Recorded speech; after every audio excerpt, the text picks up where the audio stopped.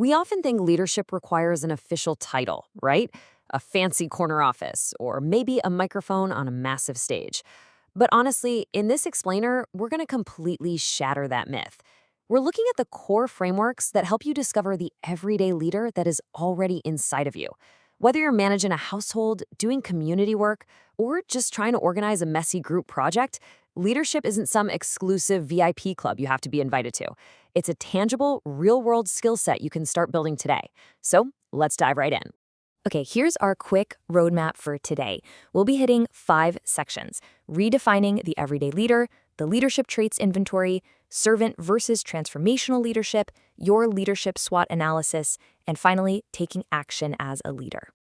Let's kick things off with Section 1, redefining the everyday leader. So ask yourself this, honestly. Does true leadership only belong to CEOs, politicians, and people with super important sounding titles on their doors? Because for a long time, society has basically equated leadership with pure authority. We've kind of been taught to just sit back and wait for permission to lead, to wait until someone actually hands us a badge or a promotion. But modern life and career skills curricula tell us a completely different story. They show us that leadership isn't a noun, it's an action verb. It's entirely defined by our daily choices and how we choose to show up for the people around us. Leadership is actually found in those seemingly mundane moments of our daily routines. Think about a student stepping up to remind their study group to stay on track and actually finish a task instead of endlessly scrolling on their phones. I mean, that is leadership. Or a local sari-sari store owner who makes sure every single customer is treated fairly, building this quiet, solid trust in the neighborhood. That's leadership too. Consider a youth volunteer organizing a weekend cleanup, or even a parent taking a deep breath and calmly guiding their kids through a meltdown at home, instead of just reacting in frustration. These are profound, highly impactful acts of leadership rooted entirely in everyday service and responsibility. Which brings us to Section 2, the leadership traits inventory.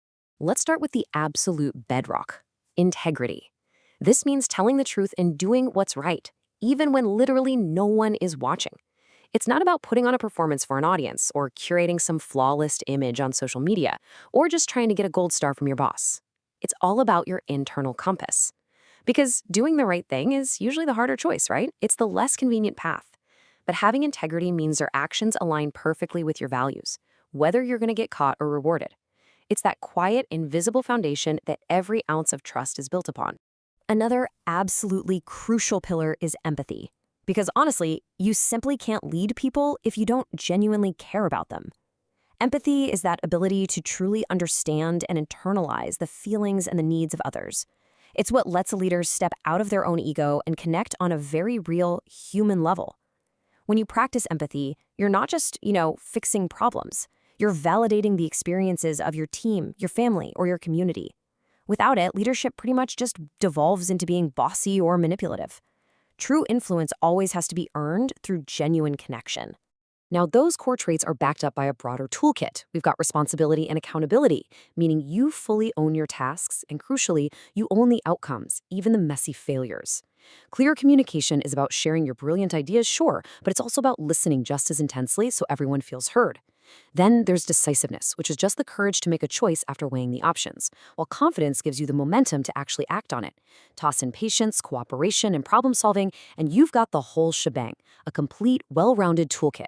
It definitely takes time to master all of these, so just make a mental note right now of which ones you're naturally good at and which ones might need a little more intentional practice. All right, moving on to Section 3, servant versus transformational leadership. Different situations completely call for different styles. On one hand, we've got servant leadership. This is when you consciously put the group's needs front and center. You're acting as its protective, supportive foundation. You listen, you serve, you clear the roadblocks so other people can thrive. It's usually pretty quiet and behind the scenes. On the flip side, there's transformational leadership. And this is the rocket fuel. This happens when you step out in front to inspire people, challenge the status quo, and really rally a community toward a massive shared goal. The most effective everyday leaders are dynamic.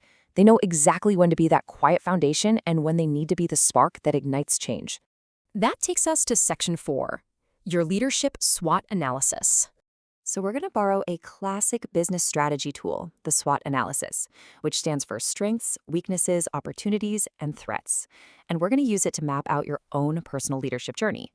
Usually you see this being used by massive corporations figuring out how to launch a new product, right? But applying this framework to your own character is literally a game changer for building deep self-awareness. You don't need a corporate boardroom or a pricey consultant for this. You just need to be super honest with yourself.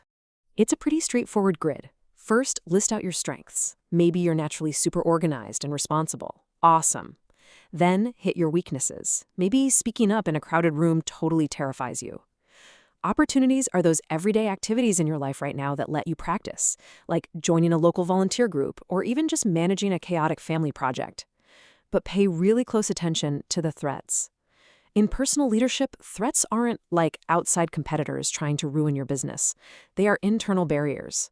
We're talking about things like shyness, a deep-seated fear of failure, avoiding conflict, or honestly, just a lack of time.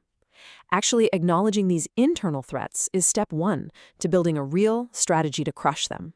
And finally, Section 5, taking action as a leader. Knowing your traits and having a fancy SWOT analysis is fantastic, but becoming a truly great leader means you have to actively keep learning. So use this super easy 4-step reflection process whenever you find yourself guiding, helping, or organizing something. First, just ask yourself objectively, what happened? Next, what did I actually do? Third, which leadership skill did I show in that moment? Was it patience? Was it being decisive? And finally, the most absolutely crucial question for your own growth, what could I improve next time? If you treat every single daily interaction, whether it's a minor spat with a friend or a massive project at work, as a learning experience, you are actively leveling up your leadership toolkit. So here is my direct challenge to you. Write down just one, concrete leadership action step you can take this week. It totally doesn't have to be some massive, world-changing event. It could literally just be taking the initiative to organize that super messy household chore that everyone else is conveniently ignoring. It could be actively listening to a friend who's going through a rough patch without interrupting to give them unsolicited advice. Or maybe it's just taking full accountability for a mess up at work without making a single excuse. Pick just one small thing this week to deliberately stretch and flex those future leader muscles. To wrap up this explainer, I'm going to leave you with a final thought to fill in for yourself based on everything we've dug into today. A future leader is someone who, what does that actually mean to you now? We've completely stripped away the myth of the fancy corner office and uncovered the massive impact of everyday responsibility, empathy, and integrity. You already have that future leader inside of you. The real question is, how are you going to let them out today? Thanks for joining me for this explainer, and I'll catch you next time.